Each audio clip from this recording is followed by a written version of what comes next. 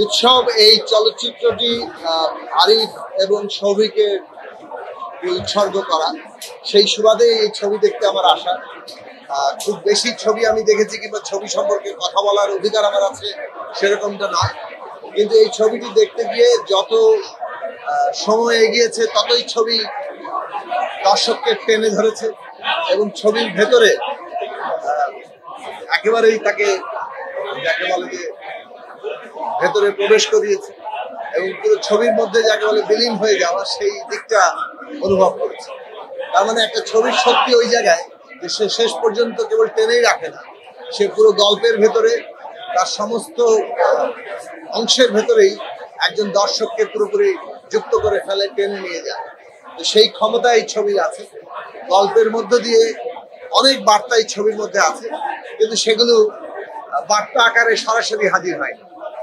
গল্পের ভেতরেই নানাভাবেই মানুষের অনুভব এবং তার গভীরতা নানা দিকে ছড়াবে।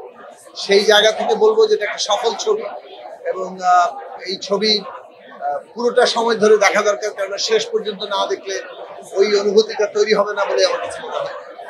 এই ছবি আরো বেশি মানুষ দেখবে, বাংলা চলচ্চিত্র আরো অনেক দূর এগিয়ে যাবে সেই আশায়।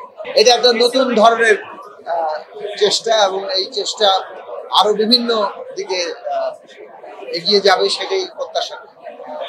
তারিম নূরকে ধন্যবাদ এবং অভিনন্দন এই ধরনের একটা নতুন ধারার সূচনা করা। সিনেমা হলে এসছি কয়েক মাস আগেই, এই ধরনের আয়োজনেই আসা হয়, কিন্তু মনে হয় যে এই ধরনের ছবি আরো তৈরি হচ্ছে এবং হয়তো ব্যস্ততার মাঝেও আবারও সিনেমা হলে আসার প্রয়োজন তৈরি হবে এবং আকর্ষণ তৈরি হবে। আমি শুরুতেই বলেছি এর আগের অন্যান্য চলচ্চিত্রতে আমি এসছি এখানে, কিন্তু এই ছবিতে বিশেষভাবে আসার কারণ হচ্ছে যাদেরকে উৎসর্গ করা হয়েছে আরিফ শরীফ, তারা দুইজন আমার খুব অত্যন্ত ঘনিষ্ঠ, আমাদের দলের সাথে যুক্ত ছিল এবং মানে আমার আত্মার আত্মীয় বলতে পারে। ফলে তাদের সম্পর্কে কথা বলার জন্য মূলত আমাকে ডাকা হয়েছে। কিন্তু এই ছবি এই এই এই চলচ্চিত্রটি তার নিজের শক্তিতেই আমাদের সবাইকে টেনে ধরে রেখেছে।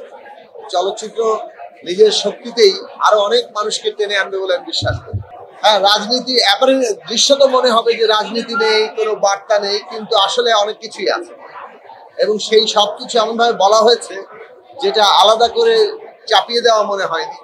গল্পের যে ধারাবাহিকতা, গল্পের যে স্বতঃস্ফূর্ততা, তার মধ্য দিয়েই অনেক কথা বলা হয়েছে এবং সেইটা বুঝতে পারাটাই একটা শিল্পেরও সাফল্য বলে মনে করি। যে একটা অনেক রকম বার্তা, অনেক উপলব্ধি, অনেক কিছুই আছে, কিন্তু সেটা গল্পকে ক্ষতিগ্রস্ত করে না।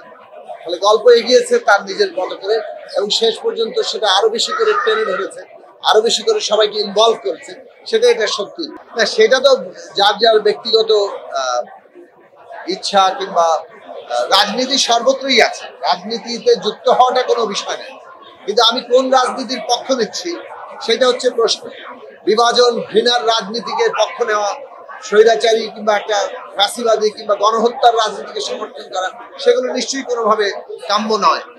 এটা তো সাধারণ বিবেকবান যে কোনো নাগরিকের কাছ থেকে সেটা আমরা প্রত্যাশা করি। কাজেই আমরা গণতান্ত্রিক রাজনীতি, যে রাজনীতি আমাদের জীবনকে প্রভাবিত করে, সেই রাজনীতিকে যুক্ত হওয়া, সেই রাজনীতি সচেতন হওয়া, সেটা তো যে কোনো নাগরিকের জন্যই প্রযোজ্য।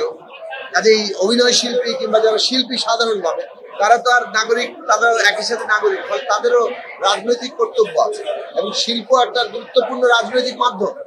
শিল্প আবশ্যিকভাবে রাজনৈতিক, কাজেই সেখানে কোনো রাজনীতি সচেতন হওয়ার মধ্যে কোনো সমস্যার জায়গায় নেই। কিন্তু কোন রাজনীতি আমরা সমর্থন করছি সেটাই হচ্ছে গুরুত্বপূর্ণ প্রশ্ন। আশা করি ঘৃণা, বিভাজন কিংবা ফ্যাসিবাদী রাজনীতিকে কেউ সমর্থন করবে না। একজন শিল্পী সরকারের হয়ে কাজ করা মানে কি? মানে একজন শিল্পী তার শিল্পের কাজ করবে, আর ব্যক্তি হিসেবে তিনি যদি রাজনৈতিক কাজে যুক্ত হন, সেটা তো রাজনীতি করবেন, তিনি একটা দল করবেন।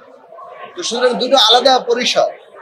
একজন ব্যক্তি যিনি শিল্পী, যখন শিল্পের জায়গায় আছে সেইখানে তার একটা ভূমিকা, আবার তিনি যখন রাজনৈতিক দল করেন কিংবা সরাসরি প্রত্যক্ষ রাজনীতির সাথে যুক্ত হন, তখন সেটা একটা আলাদা অবস্থান এবং প্রত্যেকটা অবস্থানের জবাবদিহি আলাদা আলাদা।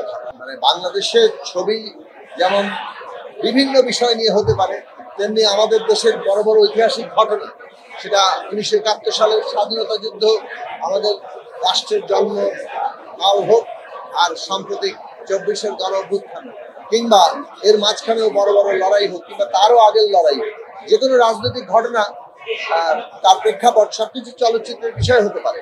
সেই জন্য আমাদের চলচ্চিত্র শিল্প যত শক্তিশালী হবে, এইসব ঘটনায় সত্যিকার অর্থে গভীরতার সাথে আমাদের এইসব ঘটনা নিয়ে চলচ্চিত্র তৈরি হওয়ার সামর্থ্য ততটা বাড়বে বলে আমি মনে করি।